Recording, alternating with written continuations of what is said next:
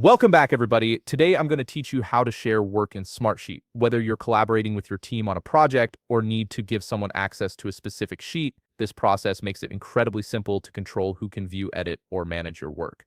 Let's walk through it step by step. First, open your browser and navigate to smartsheet.com. Once you're there, log into your account using your credentials.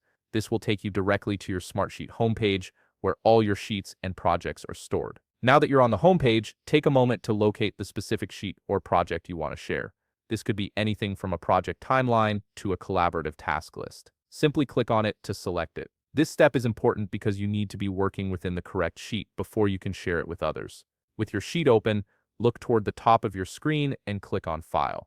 A drop-down menu will appear with several options. From this menu, click on Share. This is where all the sharing settings and permissions are managed, giving you full control over who has access to your work. Next, you'll see a field where you can input the details of the person or group you want to share with.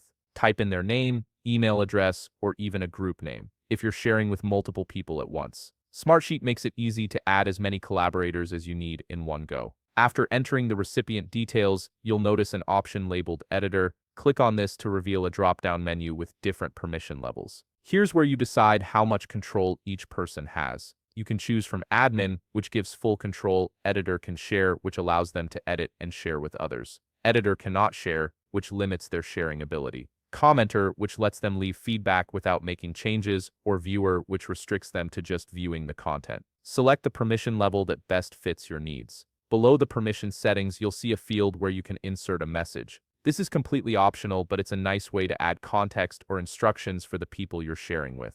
If you don't need to include a message, you can simply skip this step. Also, if you prefer to share via a link instead of sending individual invitations, you can copy the link of your sheet or project directly from this screen. This is especially handy when you need to share the same sheet with multiple people quickly. Once you've set everything up and you're satisfied with your selections, click the Share button. Your sheet or project will now be accessible to everyone you've added, with the permissions you've assigned, and that's it.